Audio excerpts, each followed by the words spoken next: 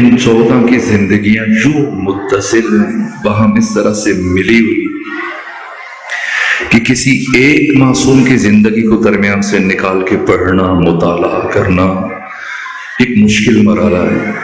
پھر انسان مسلسل الجھتا چلا جائے گا۔ ایک دقیق ربط ہے، ایک عمیق ربط ہے ائمہ دین کی زندگیوں میں، جہاں مولا متقیان نے چراغ رشد و ہدایت بشری جس مرحلے پہ پہنچایا اور آپ کی شہادت ہوئی، اسی مرحلے سے امام حسن مجتبیٰ نے اس چراغ رشد و ہدایت کو اپنے ہاتھ میں لیا اور مشکل ترین حالات میں بشریت کی قیادت فرمائی، امامت فرمائی، سیادت اور رہبری فرمائی، اور پھر 9 سال مسلسل امت کی امامت کا فریضہ سر انجام دیا۔ اور جہاں امام حسن علیہ آلاف و تحیت وثنا نے ہدایت بشری کے سلسلے کو پہنچایا، آپ کی شہادت کے ساتھ یہ سلسلہ نہیں رکا اور آپ کے چھوٹے بھائی حسین ابن علی نے اسی مرحلے سے اس چراغ ہدایت کو اپنے ہاتھوں میں لیا اور مسلسل 11.25 سال تک ہدایت بشری کا عظیم الشان فریضہ سر انجام دیا۔ وحدت ہے ان تمام کرداروں کے درمیان، جو کردار امام حسن کا ہے وہی کردار امام حسین کا ہے۔ حاکم شام کے مقابلے میں نہ امام حسن نے تلوار اٹھائی نہ امام حسین نے تلوار اٹھائی۔ ہاں، پہلے مرحلے میں جنگ کے موقع پر آپ نے تلوار اٹھائی، لیکن مقام صحابات پر جب وہ ناگزیر حالات تھے جن کا تقاضا صلح تھا، صلح ہوئی، پھر برداشت اور صبر اور مسلسل تحمل کی جو صرف ایک امام اور معصوم انجام دے سکتا ہے، اتنا تحمل، اتنی برداشت کے مکہ میں، مدینہ میں، پوری اسلامی دنیا میں جمعے کے ہر خطبے میں مولا متقیان کی کردار کشی ہوتی تھی، آپ پر سب کو لعن کیا جاتا تھا، کردار کشی توہین ہوتی تھی، لیکن صبر کیا اور کسی مرحلے میں عدم برداشت کا مظاہرہ نہیں کیا، یہاں تک کہ مکہ میں، مدینہ میں، بالخصوص جو مرکز قرار پائے تھے اسلامی دنیا کے، خود مدینہ میں آپ کی موجودگی میں، جہاں امام حسن نے، امام حسین نے مروان بن حکم عیدین کے موقع پر، خطبہ جمعہ کے موقع پر جو کچھ آ کر خود بیان کرتا تھا، یہ ساری باتیں پہنچ رہی ہیں، لیکن صبر، ایک مرحلے کا انتظار کیا جا رہا ہے۔ یہاں تک کہ جیسے ہی حاکم شام کی موت ہوئی اور جیسے اس کا نابکار بیٹا یزید ابن معاویہ ابن ابو سفیان ابن حرب ابن امیہ برسر اقتدار آیا، یہ وہ مرحلہ تھا جہاں پر امام حسین نے ایک دن تو بجائے خود ایک لمحہ بھی تاخیر نہیں کی۔ جس رات ولید بن عتبہ بن ابو سفیان مدینے کے گورنر نے آپ کو بلایا بیعت کے لیے، اسی رات امام حسین نے مدینہ چھوڑا۔ یہ نہیں کہ ایک دن رکتے، 2 دن، 3 دن، 5 دن، 7 دن، مہینہ، 2 مہینے بعد، نہ، یہ تیاری پہلے سے تھی۔ یہ حسین ابن علی علیہ آلاف تحیت وثنا کی آمادگی تھی۔ رات کے اس حصے میں آپ دیکھیں 100 سے زیادہ خیمے اونٹوں پر بار کیے گئے، مشکوں کو بار کیا گیا، خوراک کو بار کیا گیا۔ جس بچے نے ساتھ جانا ہے اس کی پہلے سے فہرست مرتب ہے، جس بچے نے مدینے میں رکنا ہے اس کی پہلے سے فہرست مرتب ہے۔ خواتین میں سے کس ہستی نے ساتھ جانا ہے حسین نے پہلے سے طے کیا ہے، جس نے مدینے میں رکنا ہے، ساری چیزیں ایک ایک بات پہلے سے طے ہے۔ یہاں تک کہ 2.5 سے 3 گھنٹے کا فاصلہ ہے۔ ولید کے دربار سے پلٹنے کے بعد امام حسین نے سحر میں مدینہ چھوڑ رہے ہیں، پوری تیاری۔ رات میں تو بازار بند ہوتے ہیں، کہاں سے خیمے خریدے جائیں، کہاں سے مشکیں خریدی جائیں، کہاں سے خوراک خریدی جائے، پوری تیاری۔ اسی موقع کا انتظار کر رہے تھے حسین ابن علی، حاکم شام کی موت ہو اور اس کا بیٹا جو مجسم نجاست یزید ابن معاویہ یہ برسر اقتدار آئے تو آپ مدینہ چھوڑے۔ کیوں؟ تاکہ پوری امت پر حجت تمام ہو جائے۔ یہ جملہ جو میں نے پچھلی گفتگو میں بیان کیا، یہاں سے اب اپنے موضوع سے متصل ہونے کے لیے عرض کروں کہ یزید کے کردار میں اور باقی تمام بنو امیہ کے کردار میں، یزید کے باپ دادا کے کردار میں کوئی فرق نہیں ہے۔ کوئی یہ خیال نہ کرے کہ شاید یزید تو برا تھا، شرابی تھا، بد کردار تھا، انسانی قدروں کو پائمال کرتا تھا، حدود خدا کو توڑتا تھا، بندرباز تھا، خلاف فطرت افعال انجام دیتا تھا، لیکن اس کے باپ دادا تو حاجی تھے، نمازی تھے، پرہیزگار تھے، شب زندہ دار تھے۔ نہ جیسا یزید تھا ویسے اس کے آبا و اجداد تھے۔ یزید اور یزید کے باپ دادا کے کردار میں کوئی فرق نہیں، بس ایک فرق ہے کہ وہ سارے کام جو چھپ کر انجام دیتے تھے یزید اسے علناً انجام دیتا تھا۔ وہ بھی شراب پیتے تھے، یزید بھی شراب پیتا تھا، لیکن وہ چھپ کر احتیاط سے کام لیتے تھے، یزید سب کے سامنے وہی کام کرتا تھا۔ اب پڑھ لیجیے، کبھی ایک مرتبہ بھی یزید سے نہیں کہا کہ تم نے یہ کام کیوں کیا۔ جب بھی یزید کی شکایت آتی کہ اس نے ماں پر تجاوز کیا ہے، بہن پر تجاوز کیا، بیٹی پر تجاوز کیا، اس نے فلاں غلط کام کیا، فلاں خلاف فطرت پھر انجام دیا، تو کبھی یزید کے بڑوں نے اس سے یہ نہیں کہا کہ تم نے یہ کام کیوں کیا، ہمیشہ اسے یہ شکوہ کیا کہ تم نے بے احتیاطی کا مظاہرہ کیوں کیا ہے، تم نے سب کے سامنے یہ کام کیوں کیا ہے۔ یہ سمجھنا ہے، اس فرق کو سمجھنا ہے تاکہ کربلا کی اساس سمجھ میں آ جائے۔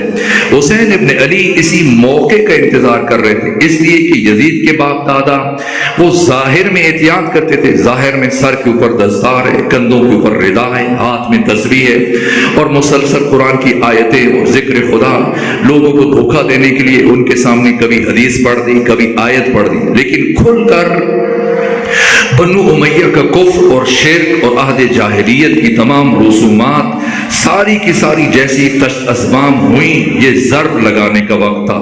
اب آقا حسین ابن علی بلا تاخیر مدینہ چھوڑ کر مکہ پہنچے، اور یہ میں نے حکمت کسی اور مقام پر بیان کی کہ مکہ اتنا قیام کیوں فرمایا، سیدھے کربلا کیوں نہیں گئے۔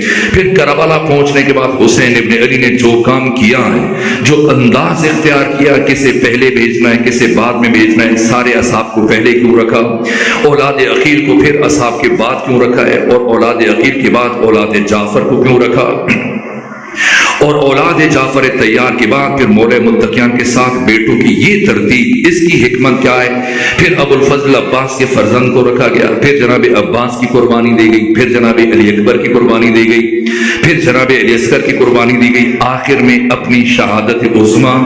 یہ تمام مراحل یہاں پر پہنچ کر انسان حیران ہوتا ہے۔ آج 1400 سال گزرنے کے باوجود اگر دانشور، علماء، محققین، محدثین، مؤرخین، سیرت نگار، روشن فکر بیٹھیں اور خوردبین لگا کر کربلا کے واقعات کا مطالعہ کریں، عاشورہ کے واقعات کا مطالعہ کریں، نہ کسی جوان سے کوئی کمزوری سرزد ہوئی، نہ کسی بزرگ سے کوئی کمزوری سرزد ہوئی، نہ کسی بچے سے کوئی معمولی کمزوری سرزد ہوئی، نہ امام حسین کو کسی سے کہنا پڑا کہ تم یہ کام نہ کرنا، یا کسی نے کام کیا ہو امام حسین نے یہ فرماؤ کہ تم نے ایسا کیوں کیا، اس سے میرے مقصد کو نقصان پہنچا، اس سے میرے ہدف کو نقصان پہنچا۔ نہ، حسین ابن علی نے میدان میں آنے کے بعد اپنے سپاہیوں کو تیار نہیں کیا ہے، میدان میں آنے سے پہلے ایک ایک سپاہی تیار تھا، خواہ وہ بڑا ہے، خواہ وہ بچہ ہے، خواہ وہ بوڑھا ہے، خواہ وہ جوان ہے، ہر فرد معرفت کا آسمان ہے، ہر فرد مجسم وفا ہے،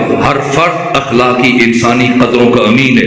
انسان حیران ہو جاتا ہے اگر 6 مہینے کا بچہ جو کربلا کا سب سے چھوٹا مجاہد ہے، یہ تیر کھانے کے بعد مسکرا رہا ہے اور مسکرا کر حسین ابن علی کی عظمت اور فتح اور کامیابی کا اعلان کر رہا ہے، تو کربلا کا سب سے بوڑھا مجاہد انس بن حارث کاہلی، جن کی عمر 110 سال تھی، یہ بھی دشمن کے مقابلے میں جاتے ہیں اور کشتوں کے پشتے لگا دیتے ہیں۔ یہ حیران کن مناظر ہے۔ ان مراحل میں جتنی مجھے توفیق حاصل ہوئی میں نے آپ کی خدمت میں باقی مقامات پر عرض کیا۔ اس کے بعد اس سے بھی بڑا مرحلہ شروع ہوتا ہے، اور وہ مرحلہ ان سارے شہداء کی قربانیوں کا تحفظ ہے، کربلا کا تحفظ ہے، عاشورہ کا تحفظ ہے۔ اس کے لیے امام حسین نے دنیا کے کسی بھی دوسرے ذریعے پر اعتماد نہیں کیا۔ اس کے لیے ثانی زہرا، عقیلہ بنی ہاشم، عالم غیر معلمہ، کربلا کی شیر دل خاتون عصمت صغرا زینب کبریٰ سلام اللہ علیہا کا انتخاب کیا، اپنے فرزند علی زین العابدین سید الساجدین کا انتخاب کیا۔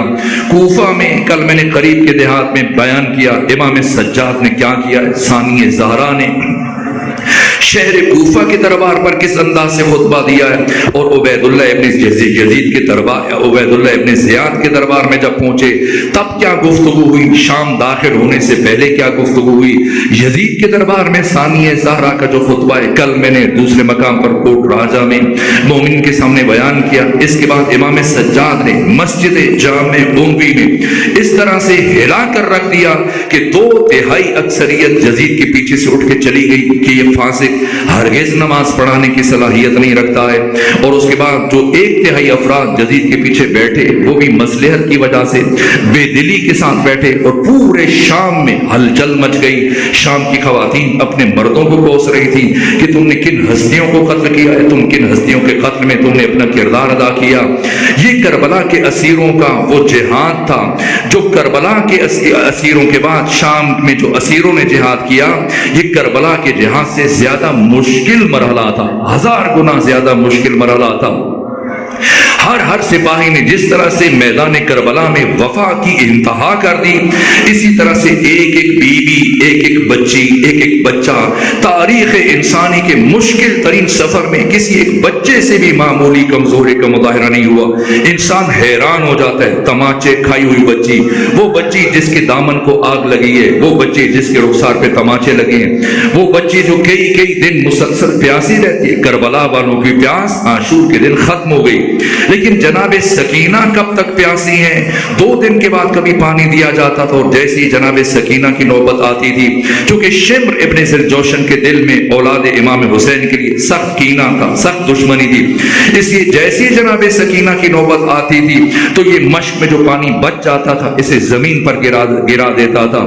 یہ جناب سکینہ اتنے مظالم برداشت کرنے کے بعد وہ بیوی جو مصائب کا قرآن ہے، عمر کم ہے، مصائب زیادہ ہیں، اس کے باوجود اپنے بابا کے مقصد کو کیسے زندہ رکھا۔ 3 دن جب پانی بند رہا، میں نے شاید اس مقام پر عرض کیا، ان 3 دنوں میں اس بچی نے کیا کردار ادا کیا۔ خیام میں جو چھوٹے چھوٹے بچوں کو جمع کر کے رکھتی تھی کہ کوئی بچہ آقا حسین کے سامنے نہ جائے، مبادا امام حسین جو کائنات کے حساس ترین انسان ہیں، اگر کسی بچے کو اس حال میں دیکھا، اس کے ہونٹ خشک ہیں، گال خشک ہیں، اس طرح سے اس کی آنکھیں دھسی ہوئی ہیں، تو حسین ابن علی میرے بابا کے دل کو تکلیف پہنچے گی۔ اپنے بابا کے دل کو تکلیف سے بچانے کے لیے جناب سکینہ نے 3 دن جو کام کیا، ان بچوں کو ایک خیمے میں جمع کر کے رکھتی تھی اور مسلسل تسلی دیتی تھی، تشفی دیتی تھی کہ آپ پریشان نہ ہو، میرے چچا عباس آپ کے لیے پانی لے کر آئیں گے۔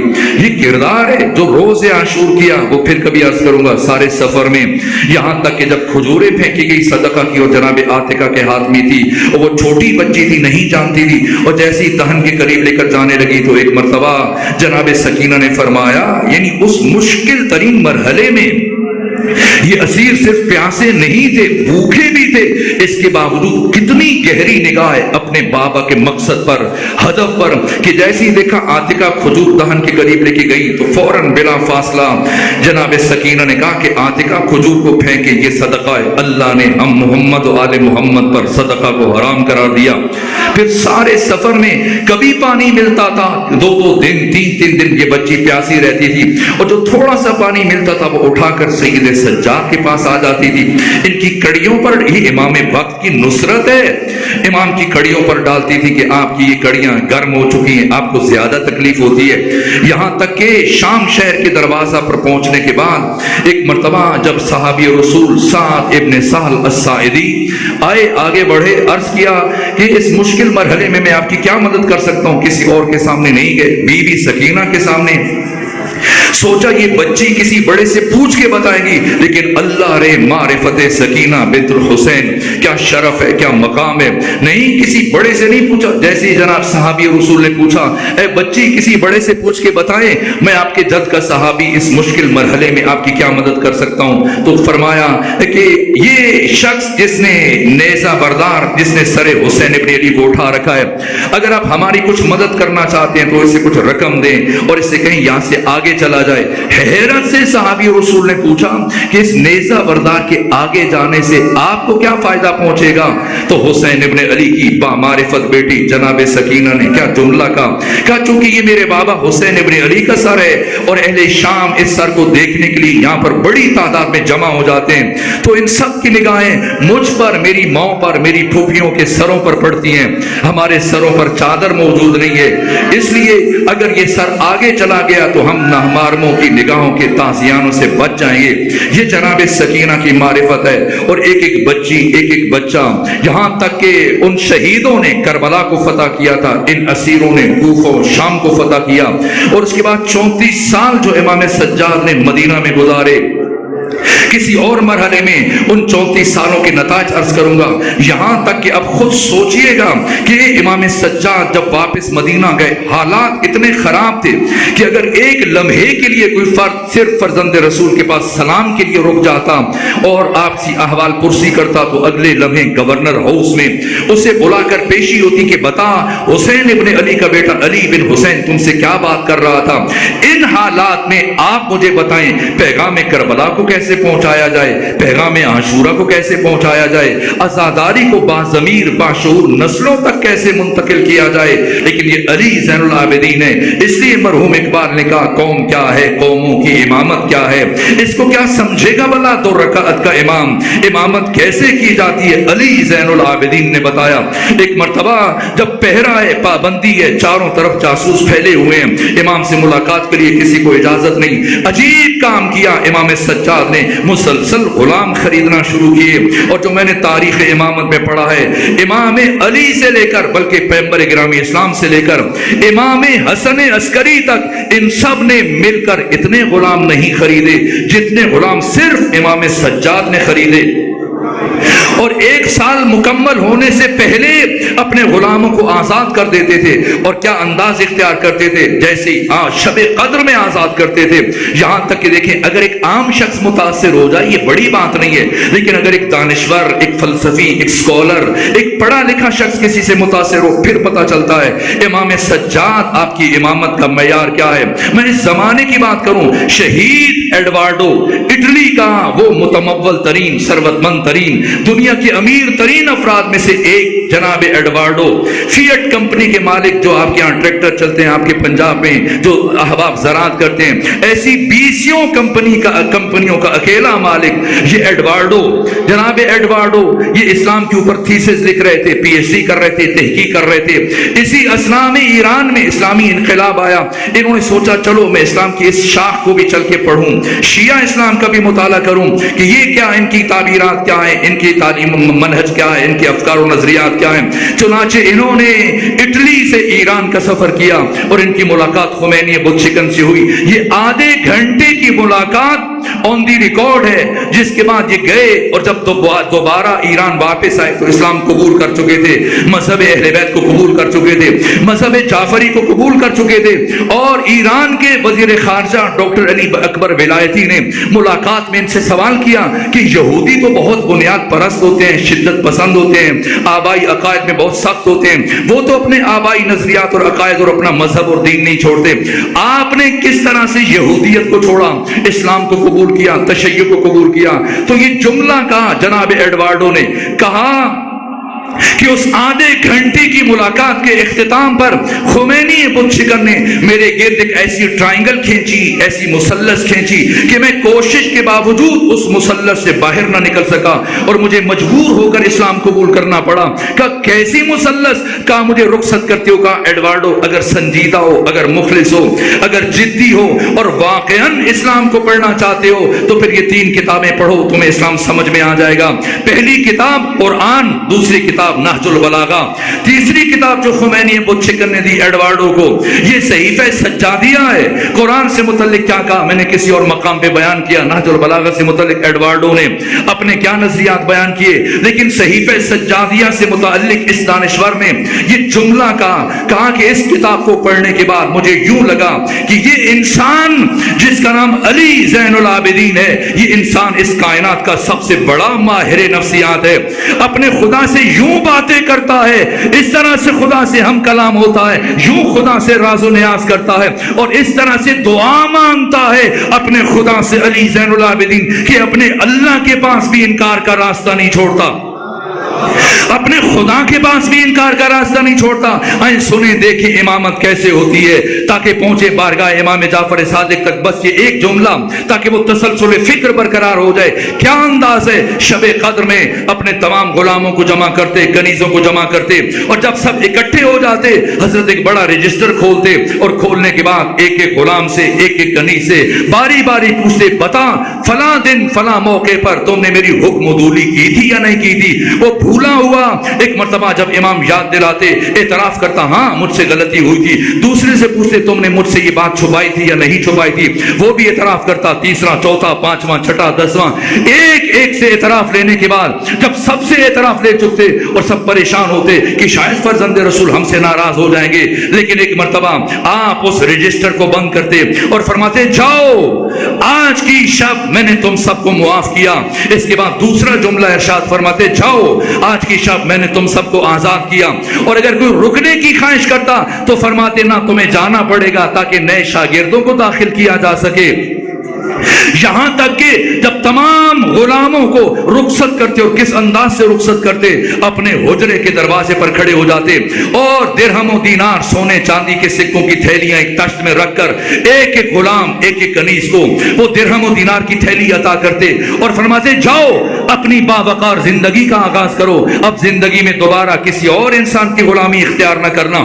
ایک ایک غلام، ایک ایک کنیز کو رخصت کرنے کے بعد جب سب چلے جاتے، امام سجاد، یہ جو ایڈوارڈو نے کہا کہ علی زین العابدین اس طرح اپنے خدا سے دعا مانگتا ہے کہ خدا کے پاس بھی انکار کا راستہ نہیں چھوڑتا۔ سنیں امام کا طرز عمل، ایک مرتبہ حجرے کے دروازے کو بند کرتے، جائے نماز پر تشریف لاتے، اپنے ہاتھ دعا کے لیے اٹھاتے اور اس جملے سے اپنی تعقیبات شب قدر کا آغاز کرتے، پروردگار دیکھ میں نے بندہ ہوتے ہوئے اپنے سارے غلاموں کو معاف کر دیا، کیا تو اللہ ہوتے ہوئے اپنے اس ایک غلام کو معاف نہیں کرے گا؟ یہ انداز امامت ہے۔ یہ غلام جو سارا سال خریدتے تھے، سارا سال اپنے پاس رکھتے تھے، اور پھر مسلسل امام کے عمل سے، کردار سے، سیرت و روش و رفتار، یوں پیغام کربلا اور فکر کربلا ان کے پورے ذہن و دل و دماغ میں منتقل کرتے، اور جب انہیں بھیجتے تو پوری دنیا میں اس طرح پھیل جاتے، اور کربلا کا پیغام مسلسل بڑھتا چلا جا رہا ہے، اور جس کے نتیجے میں بنو امیہ کے خلاف نفرت بڑھتی چلی جا رہی ہے، اور کربلا کا پیغام عام ہوتا چلا جا رہا ہے۔ یہ نقطہ ناگزیر ہے کہ بالآخر امام صادق تک کیسے نوبت پہنچی ہے۔ تو یہ ایک جملہ اور عرض کروں اور پھر امام صادق کی بارگاہ میں صرف اس مناظرے کے چند سوال عرض کروں، اور پھر میرے بعد جو پڑھنے والے شخصیت تشریف فرمائیں، آپ ان کے بیانات سے استفادہ فرمائیں۔ یوں بڑھتے بڑھتے چند سالوں کے اندر بنو امیہ یوں لوگوں کے ذہنوں سے گرنا شروع ہوئے۔ آپ خود سوچئے گا، بنو عباس یہ 524 سال حکومت کرنے میں کامیاب ہوئے، بنو عباس 656 ہجری تک 524 سال حکومت کی ہے، اور بنو امیہ 100 سال پورے نہ کر سکے، اور 132 ہجری میں 98 سال پورے کرنے کے بعد ہمیشہ کے لیے ان کی حکومت ختم ہو گئی۔ کیسے ختم ہو گئی؟ کس نے ختم کی ہے؟ اس میں اگر کردار دیکھیں گے، سب سے بڑا کردار علی زین العابدین کا ہے۔ اپنی دعاؤں سے، اپنی مناجات سے ان غلاموں کو شاگرد بنایا، پوری دنیا میں پھیلا دیا، اور رفتہ رفتہ اتنی نفرت بڑھی بنو امیہ کے خلاف کہ اب بنو امیہ کا گورنر حشام بن عبد الملک بن مروان جب خانہ کعبہ میں داخل ہوا، 2000 سپاہی اس کے ساتھ ہیں، لیکن کوئی راستہ نہیں دے رہا ہے، یہاں تک کہ حجر اسود کا بوسہ لینا چاہتا ہے۔ حشام بن عبد الملک بن مروان جہاں سے جاتا ہے بھیڑ ہے، لوگ خود چاہتے کہ وہ خانہ کعبہ کو قریب چلے جائیں، وہ حجر اسود کا بوسہ لیں، اور کوشش کے باوجود جب راستہ نہیں ملا، ایسے میں لوگوں نے یہ منظر دیکھا کہ علی زین العابدین سید سجاد خانہ کعبہ میں قدم رکھا، جیسے آگے بڑھتے چلے جا رہے ہیں حجر اسود کی طرف، لوگ چھٹتا راستہ بنتا شروع ہوا ہے، راستہ چھٹنا شروع ہوا ہے، آگے بڑھ کر لوگ آپ کے ہاتھوں کے بوسے لے رہے ہیں، بعض قدموں میں گر رہے ہیں، اور فرزند حسین برابر آگے بڑھتے چلے جا رہے ہیں، اور قریب پہنچ کر بہت آسانی سے جب امام سجاد نے حجر اسود کا بوسہ لیا، تو فرزدق شاعر قریب کھڑے ہو کر یہ منظر دیکھ رہے تھے. جب دیکھا کہ ایک شامی شخص پوچھتا ہے, حشام بن عبد الملک بن مروان کا یہ مشیر ہے, پوچھتا ہے کہ آپ بادشاہ وقت ہو, آپ کو راستہ نہیں ملا, تو یہ کون شخص ہے کہ سب نے اس کے لیے راستہ چھوڑ دیا؟ اپنی خفت مٹانے کے لیے, اپنی بے پشیمانی کو برطرف کرنے کے لیے حشام نے جھوٹ بولا کہ میں نہیں جانتا, میں نے نہیں جانتا یہ کون ہے. جیسے ہی فرزدق شاعر نے یہ جملے سنے کہا اچھا تو نہیں جانتا, در حالی کہ تمہارے جاننے نہ جاننے سے کوئی فرق نہیں پڑتا, تو نہیں جانتا میں بتاتا ہوں یہ کون ہے. 70 اشعار پر مشتمل قصیدہ لکھا, اور وہ قصیدہ اسی مقام پر ہزاروں حاجیوں کے سامنے مسجد الحرام میں خانہ کعبہ کے قریب کھڑے ہو کر فرزدق نے حشام بن عبد الملک بن مروان کی موجودگی میں وہ قصیدہ پڑھا. کہا پہچانو, تو نہیں جانتا میں بتاتا ہوں یہ کون ہے. ہاں ذلذی یعرف البطحا بتاتو, یہ وہ ہے جسے سرزمین حرم جانتی ہے, جسے مکہ کا چپا چپا جانتا ہے. والبیتو یعرفہ والحل والحرم, اسے اللہ کا گھر جانتا ہے, اسے سرزمین حرم پہچانتی ہے, اسے حدود ہل کا ذرہ ذرہ جانتا ہے. اور سن اے حشام, آج تو لوگوں نے راستہ دیا اور یہ آگے بڑھے اور انہوں نے حجر اسود کا بوسہ لیا, لیکن بالفرض اگر اس ہستی کو راستہ نہ دیا جاتا تو اس ہستی کا مقام اللہ کی بارگاہ میں اتنا بلند ہے, اتنا بلند ہے, اتنا بلند ہے کہ حجر اسود خود آگے بڑھ کر اس ہستی کے ہاتھ کا بوسہ لیتا.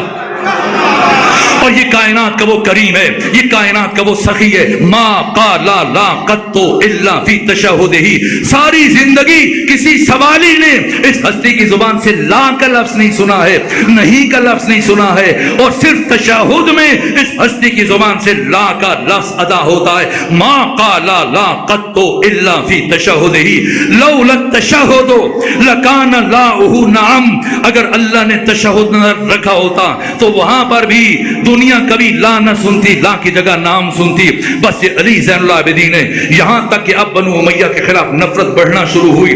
اور پھر اب سوچئے گا 95 ہجری میں امام سجاد کی شہادت ہوتی ہے, اور 86 ہجری میں عبد الملک بن مروان کی موت ہوتی ہے, اور 83 ہجری میں امام جعفر صادق کے نور کو اللہ پیکر بشری میں دنیا میں بھیجتا ہے. اب سنیں یہ عبد الملک بن مروان, اس کے ایک قدری مناظر آتا ہے اور ایک مناظر آتا ہے, اور اس نے آ کر بڑے بڑے دانشوروں کو, مفتیوں کو, علماء کو اور فقہا کو اس طرح سے شکست دی کہ ایک مرتبہ جب وہ کوئی جواب نہ دے سکا تو اس نے کہا کہ اے عبد الملک, یا تو میرے نظریات کو قبول کرو یا کسی کو میرے مقابلے میں لے کے آؤ. اور اب پوری اسلامی دنیا میں جب کوئی نہ بچا مقابلے کے لیے تو مجبور ہو کر ایک مرتبہ عبد الملک بن مروان نے امام سجاد کو خط لکھا, آپ آئیے, آپ امام ہیں اور آ کر دین کا دفاع کریں. کیا امام سجاد آئے؟ نہیں, امام سجاد نہیں آئے, آنا چاہیے تھا, امام ہے. اس کے باوجود, خط ملنے کے باوجود آپ شام تشریف نہیں لائے, خود نہیں آئے, اپنے بیٹے امام محمد باقر کو بھیجے, نہ خود آئے نہ بیٹے کو بھیجا.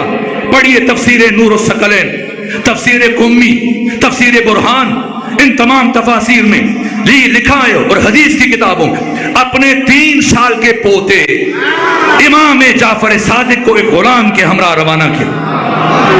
اب سمجھے یہ کون ہے؟ یہ 14 کے 14 شاگرد خدا ہے. ان 14 کا معلم, ان 14 کو استاد, ان 14 کا مربی صرف اللہ ہے. یہ 14 مدرسہ الہیہ کے فارغ التحصیل ہے. اور اب امام گئے اس 3 برس کی عمر میں, اس قدری مناظر کے ساتھ جو گفتگو ہوئی اس کے بیان کا وقت نہیں. میں سید صاحب کی خواہش کے احترام میں صرف چند جملے, یہاں تک کہ امام جعفر صادق کی امامت اس طرح سے بڑھتے بڑھتے آپ کی مقبولیت کہ بنو امیہ بنو عباس آپس میں ٹکرا رہے تھے, الجھ رہے تھے. اس فرصت سے استفادہ کیا امام صادق نے اور حکومت کی پیشنہاد بھی ہوئی. یہاں تک کہ عراق سے ابو سلمہ خلال نے کہا عراق میرے کنٹرول میں, آپ حکومت نے انکار کیا. ایران سے ابو مسلم خراسانی نے کہا ایران کی حکومت آپ کے لیے تیار ہے, انکار کیا. کیوں؟ اب لوگوں کو شعور دینا. بنو امیہ نے جہالت بکھیری تھی, اس جہالت کو ہٹا کر اسلام ناب محمدی سے, اس حقیقی اسلام سے لوگوں کو آشنا کرنا ہے. اس لیے آپ نے دنیا کی سب سے عظیم الشان یونیورسٹی قائم کی, جس کی مثال آج کے متمدن مہذب مثقف معاشرے میں آپ دیکھیں بڑی بڑی یونیورسٹیاں، آکسفورڈ ہے، کیمبرج ہے، کیلیفورنیا، ہارورڈ یونیورسٹی، لیکن دنیا کی ساری یونیورسٹیاں مل کر بھی امام صادق کی اس یونیورسٹی کا مقابلہ نہیں کر سکتے۔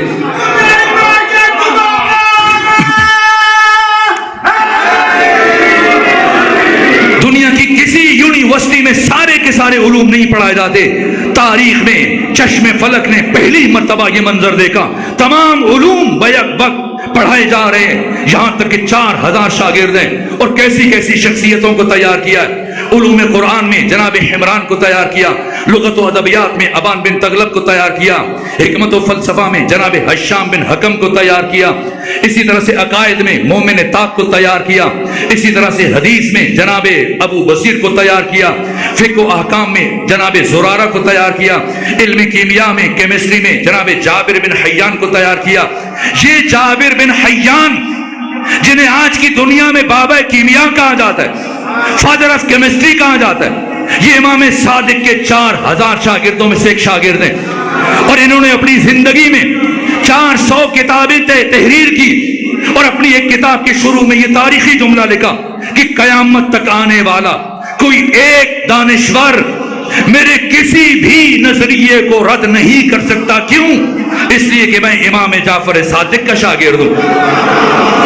یہ امام جعفر صادق ایک مرتبہ جیسی منصور دوانقی بنو امیہ کو کچلنے سے فرصت ہوئی تو ایک مرتبہ ایسے احساس ہوا، اور جب مدینے کی خبریں آنا شروع ہوئی، اور جو بھی آتا ہے بتاتا ہے کہ پوری اسلامی دنیا میں لوگوں کی زبانوں پر ایک ہی نام چل رہا ہے، جعفر صادق نے یہ فرمایا، یہاں تک کہ یہ پریشان ہوا اور اسے یہ احساس ستانے لگ گیا کہ میں تو محض لوگوں کے جسموں پر حکومت کر رہا ہوں، لکڑی کے تخت پر بیٹھ کر ظاہری حکومت کر رہا ہوں۔ اگر اس وقت پوری اسلامی دنیا میں کسی شخصیت کی لوگوں کے دلوں پر حکومت ہے تو صرف اور صرف جعفر صادق ہے۔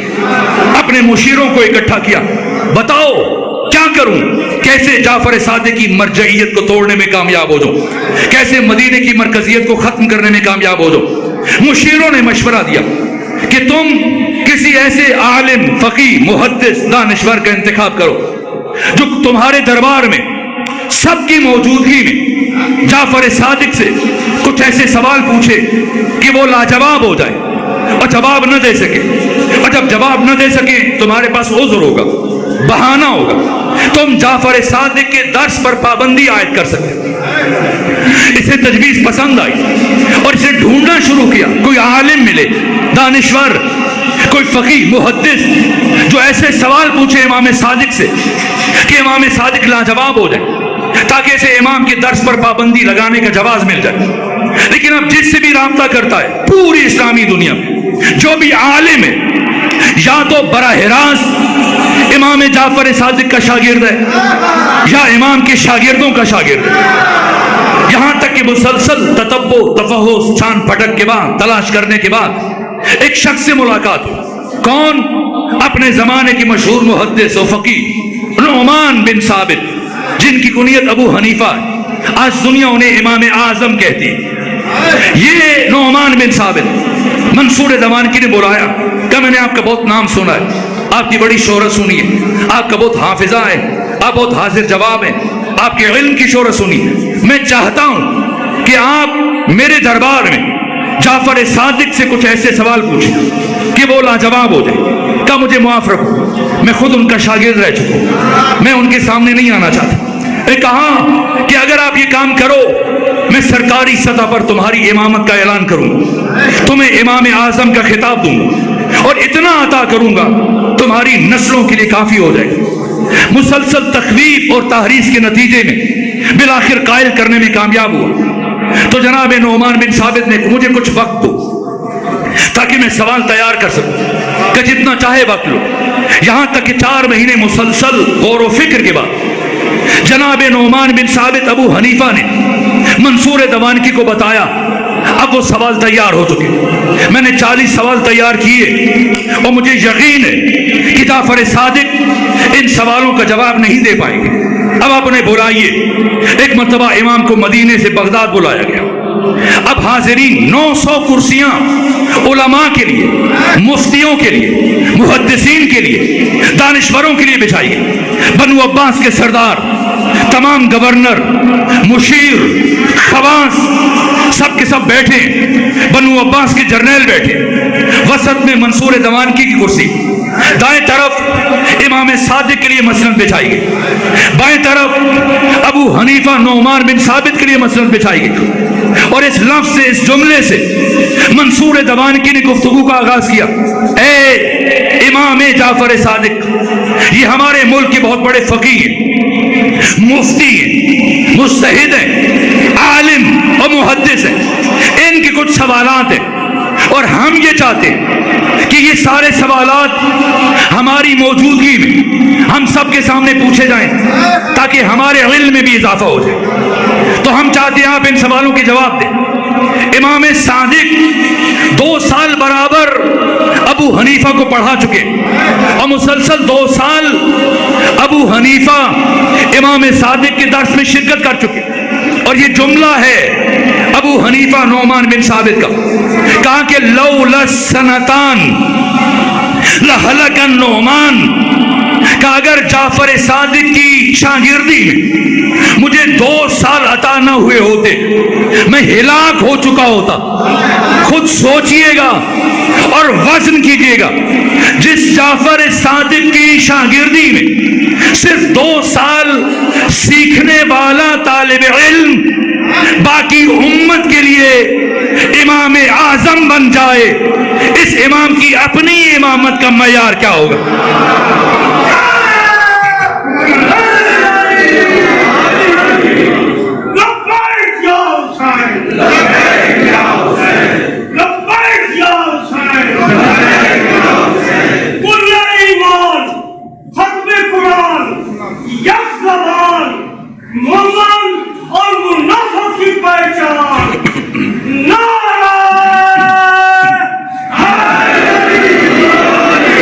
پروردگار آپ کی عمدہ سماعتوں کو سلامت رکھے۔ بس گفتگو کو اختتام کی طرف لے کے چلوں، یہاں تک کہ جب منصور دوانکی نے کہا یہ ہمارے ملک کے بہت بڑے عالم ہیں، بہت بڑے فقیہ ہیں، بہت بڑے محدث ہیں، بہت بڑے دانشور ہیں، اگرچہ شاگرد رہ چکے ہیں 2 سال، اس کے باوجود یہ ظرف کی بلندی کی انتہا ہے۔ نہیں فرمایا کسے میرے مقابلے میں لے کے آئے، یہ تو میرا شاگرد ہے، نہ فرمایا ان سے کہ یہ جو پوچھنا چاہتے ہیں پوچھیں۔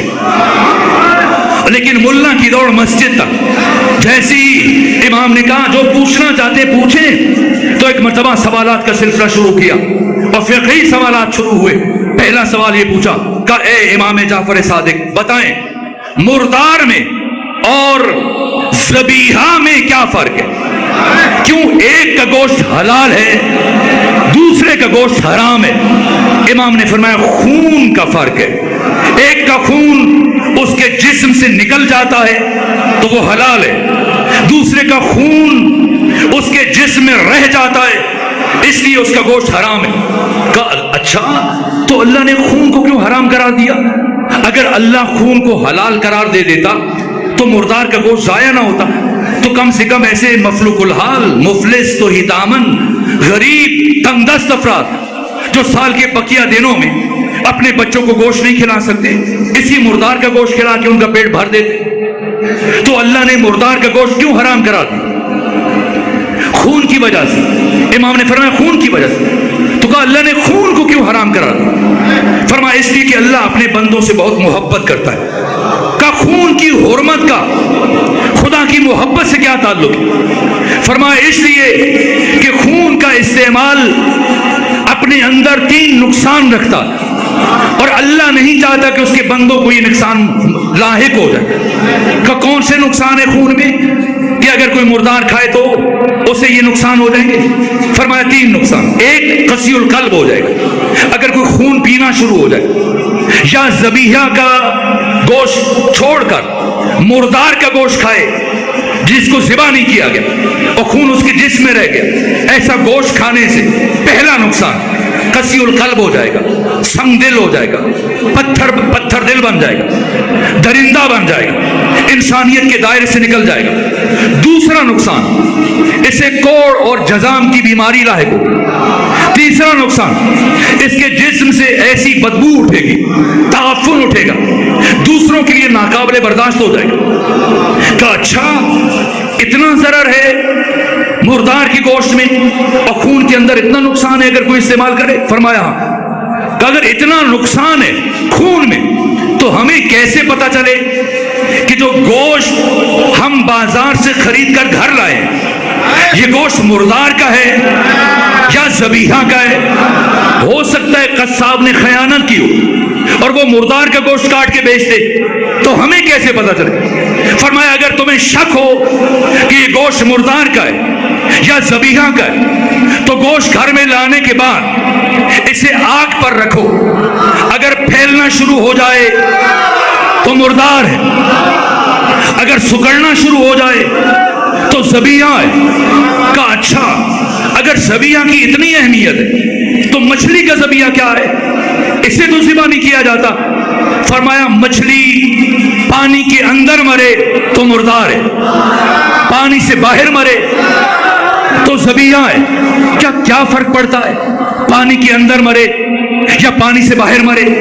امام نے فرمایا یہ فرق پڑتا ہے کہ مچھلی جب پانی کے اندر مرتی ہے مرنے سے پہلے تڑپتی نہیں ہے، لیکن جب پانی سے باہر مرتی ہے تو یہ مرنے سے پہلے تڑپتی ہے، اور اس تڑپنے کے نتیجے میں اس کا سارا خون اس کے سر میں اکٹھا ہو جاتا ہے تو اس کا باقی سارا گوشت سالم اور محفوظ ہو جاتا ہے۔ کہا اچھا ایسی جنت کا کیا فائدہ؟ انسان خود جنت میں چلا جائے، اس کے ماں باپ، بہن بھائی، دوست احباب، جاننے والے جہنم میں چلے جائیں، جب بھی اسے جنت میں اپنوں کی یاد آئے گی یہ جنت اس کے جہنم بن جائے گی۔ تو ایسی جنت کا کیا فائدہ کہ خود جنت میں جائے باقی عزیز جہنم میں چلے جائیں؟ تو فرمایا نہ ایسا نہیں ہوگا، ان کی یاد نہیں ستائے گی۔ کہ کیوں نہیں ستائے گی؟ فرمایا اس لیے کہ جنت میں پہنچنے کے بعد انسان کی عقل کامل ہو جائے گی، اور جب انسان کی عقل کامل ہو جائے تو اس کی دوستی اور دشمنی کا معیار صرف خدا بن جائے گا، اور جب دوستی اور دشمنی کا معیار صرف خدا بن جائے تو وہ اللہ کے دشمن اور خدا کی معصیت کار کے لیے کبھی پریشان نہیں ہوگا۔ کہا اچھا یہ بتائیں کہ یہ سید ہونا کون سی بڑی بات ہے؟ سید ہونا، اولاد فاطمہ ہونا، یہ کون سا بڑا شرف ہے؟ امام نے فرمایا کیا یہ شرف کم ہے کہ ہر ایک ہمارے نسب میں شامل ہونے کی کوشش کرتا ہے لیکن ہم کسی کے نسب میں شامل ہونے کی کوشش نہیں کرتے؟ ہر ایک سید بننے کی کوشش کرتا ہے لیکن کوئی سید اپنے خاندان اور تعارف کو چھوڑ کر کسی اور تعارف کے پیچھے نہیں جاتا۔ کیا یہ میں سستی کرتے ہیں، نماز روزے میں سستی کرتے ہیں؟ اس کی وجہ کیا؟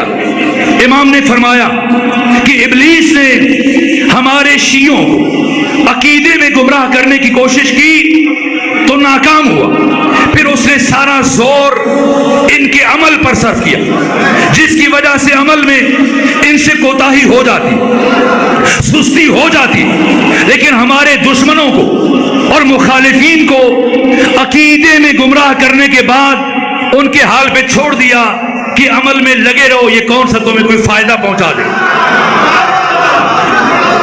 کہا کہ کیا بس ختم کرو، اعمال مادی یا روحانی ہے، ان کا اجر ثواب پاداش روحانی ہے یا مادی ہے؟ فرمایا روحانی ہے۔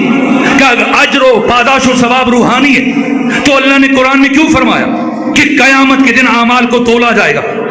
اللہ کو تو یہ کہنا چاہیے تھا کہ قیامت کے دن اعمال کو گنا جائے گا، یہ کیوں کا تولا جائے گا؟ بھلا وہ کیسا میزان ہے جس پر اعمال کے اجر و ثواب اور پاداش کو تولا جا سکے؟ فرمایا ابو حنیفہ ہوشیار ہو جائیے، وہ میزان کہ جس پر قیامت کے دن ہر انسان کے عمل کے اجر و پاداش و ثواب کو تولا جائے گا، وہ ہم محمد و آل محمد کی ولایت کا میزان ہے۔ اگر ولایت ہے ہر عمل قبول کر لیا جائے گا، اگر ولایت نہیں رکھتا جتنے بڑے عمل لے کے آ جائے یہ عمل اس کے منہ پہ مار دیے جائیں۔ 40 سوال پوچھے امام نے، 40 سوالوں کے جواب دیے، ہر سوال کے جواب میں علماء بصرہ کا نظریہ، علماء کوفہ کا نظریہ، علماء حجاز کا نظریہ، پھر قرآن و سنت سے اپنا نقطہ نظر بیان کیا۔ ایک مرتبہ امام کا شاگرد رہ چکا تھا، علم دوست تھا، جیسی 40 سوالوں کے فوری جواب سنے، برجستہ عالمانہ جواب۔ ایک مرتبہ فرط جذبات میں اٹھے، نعمان بن ثابت ابو حنیفہ، یہ بھی نظر انداز کیا، کہاں کھڑے ہیں، کس کے دربار میں کھڑے ہیں، کس نے بلایا ہے، بعد میں کیا ہو سکتا۔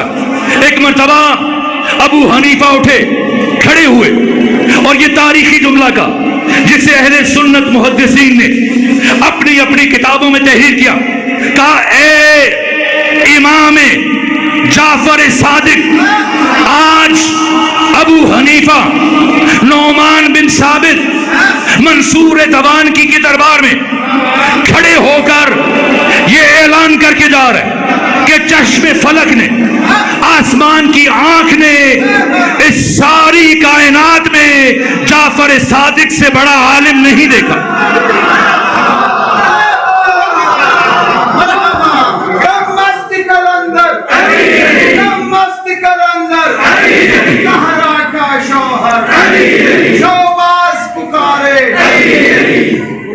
اس امام نے منع ڈالے ہو دشمن کے دربار ہے چوپے درمیان میں جو کچھ امام صادق کا کیا ہو سچ ہے، جگ زباں کھلے ایمان آنا۔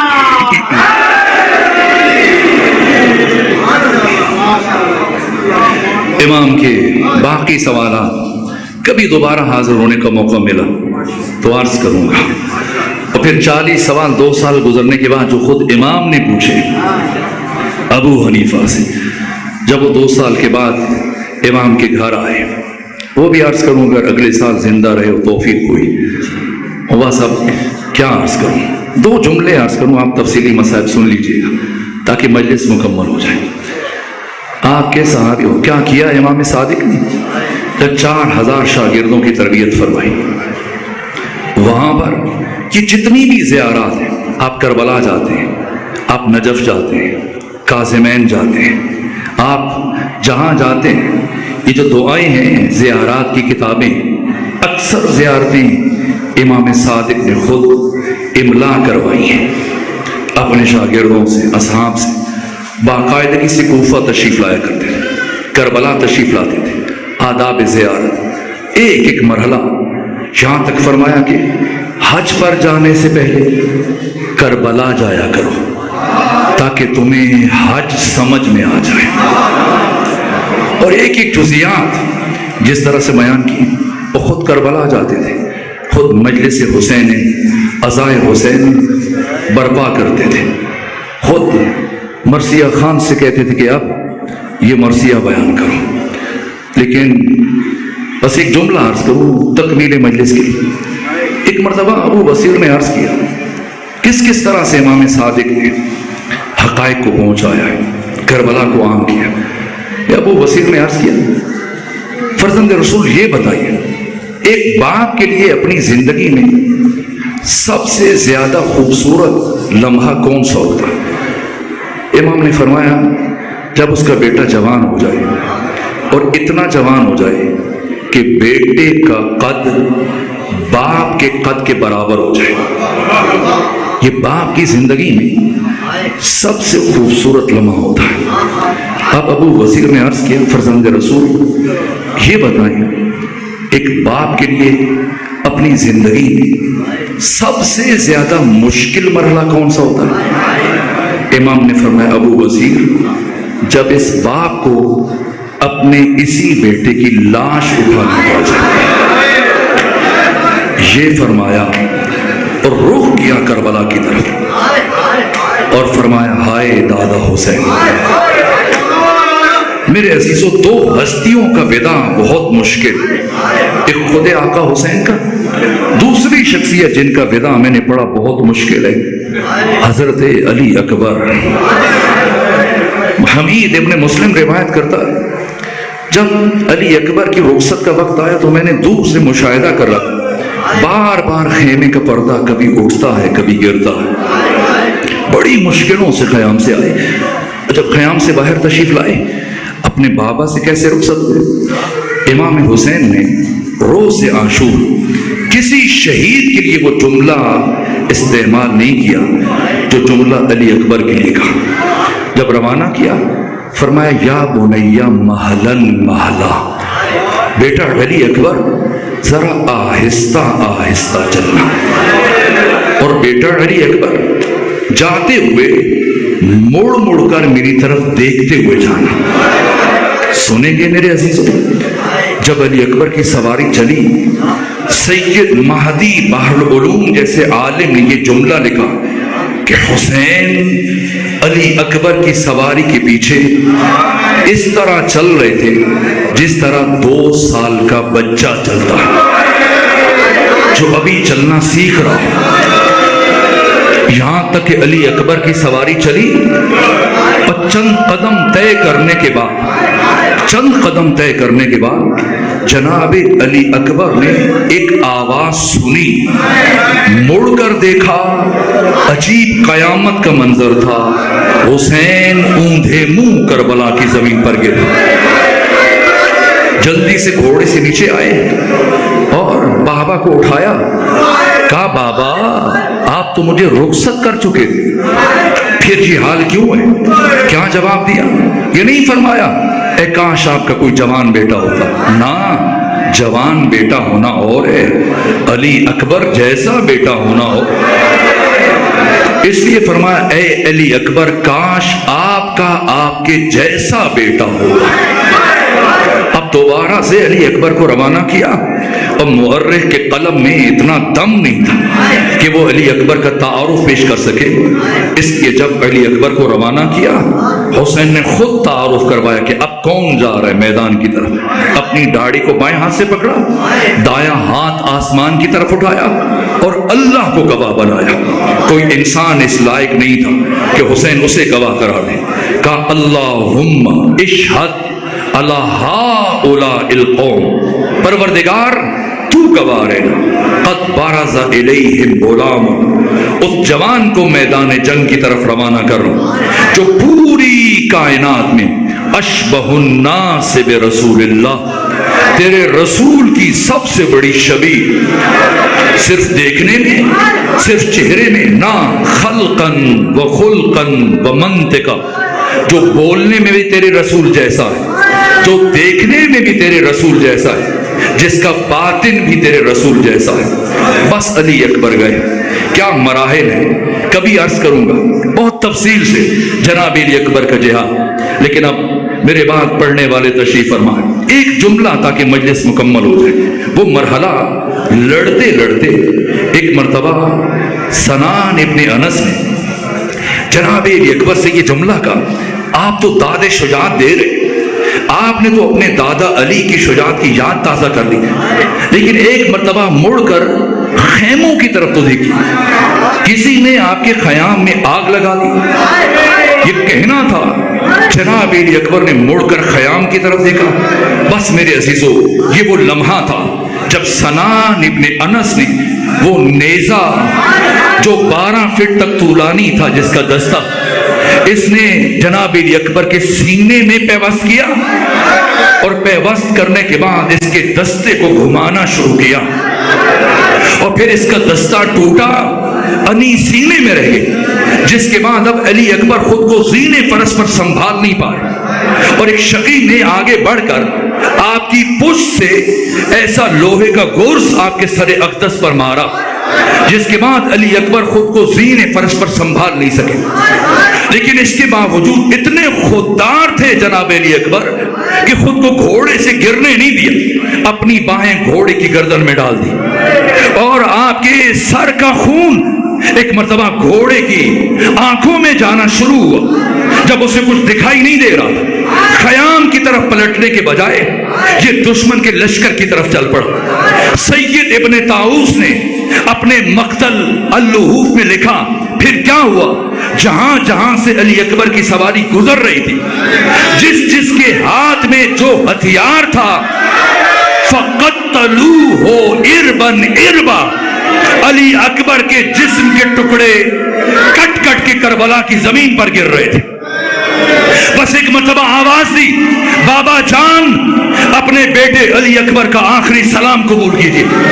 یہ آواز سننی تھی، وہ حسین جو ہر شہید کی لاش پر تیر کی طرح سے پہنچے تھے، اس حسین کو علی اکبر کی لاش تک پہنچنے میں بڑی دیر لگ گئی، اس لیے کہ جب علی اکبر نے آواز دی تو حسین کبھی ادھر گرتے اور کبھی ادھر گرتے، وہ کہتے ہیں بیٹا علی اکبر مجھے آواز دو کہ تمہاری آواز کے سہارے تمہاری لاش تک پہنچ سکوں۔